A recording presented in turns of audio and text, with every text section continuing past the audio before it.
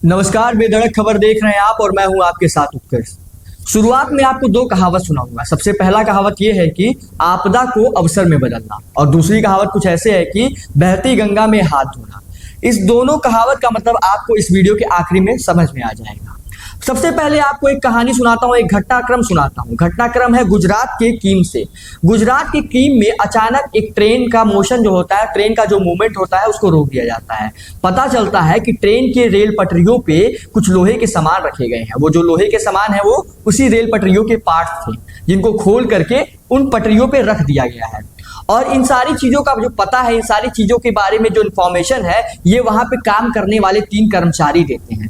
कौन है वो 3 कर्मचारी जो बहुत बहादुरी के साथ काम वहां पे कर रहे थे? पहले कर्मचारी का नाम सुभाष पोद्दार था, दूसरे कर्मचारी का नाम मनीष मिस्त्री और तीसरे कर्मचारी का नाम शुभम जायसवाल था। ये तीनों कर्मचारी वहां पे काम कर रहे थे, रात की पेट्रोलिंग कर रहे थे, और उन्होंने इस सारी घटना को देखा कि वहां पे कुछ लोहे के पार्ट्स रखे हुए हैं पटरियों पे। तो उन्होंने एक वीडियो बनाई और वीडियो बना के अपने हायर अथॉरिटीज के पास भेज दिया।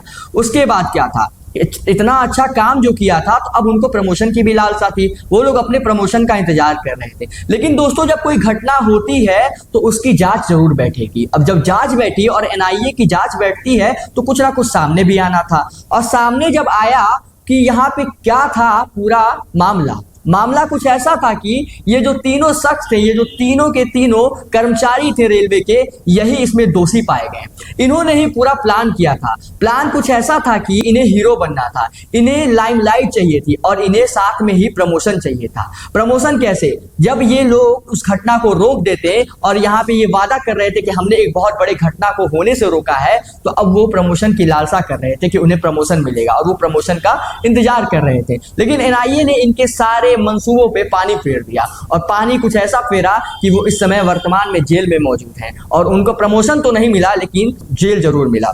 दोस्तों, आपको बताते हैं, इसमें जो मुख्य किरदार है सुभाष पोद्दार, उसने ये सारे काम को, सारी घटना को अंजाम दिया। उसने ही रेल के पार्ट्स को, रेलवे के जो ट्रैक होते हैं उनके पार्ट्स को खोल करके उन्हीं ट्रैक पे रख दिया। उसके बाद खुद ही वीडियो बना करके अपनी हायर अथॉरिटीज के पास भेज दिया और उसने ये कहा कि मैंने एक बड़ी घटना को होने से रोक दिया है। लेकिन एनआईए के सामने किसी की ना चली और वो सभी तीनों व्यक्ति पकड़े गए, और जब पकड़े गए तो उन्होंने अपने गुनाह को कबूल कर लिया। ये जो घटना थी हमें बहुत कुछ सिखाती है। हमें क्या सिखाती है कि हमें हमेशा किसी एक दूसरे जात की तरफ, दूसरे धर्म की तरफ इशारा नहीं करना चाहिए बिना पूरी बात को समझे और जाने। हमें यह भी सिखाती है कि अगर ये मामला आतंकवाद से जुड़ा हो तो हमें जब तक पूरी एक तफ्तीश ना कर ले, पूरा एक ब्यौरा ना निकाल ले, पूरी एक इंफॉर्मेशन ना निकाल ले, तब तक हमें किसी कंक्लूजन में नहीं पहुंचना चाहिए।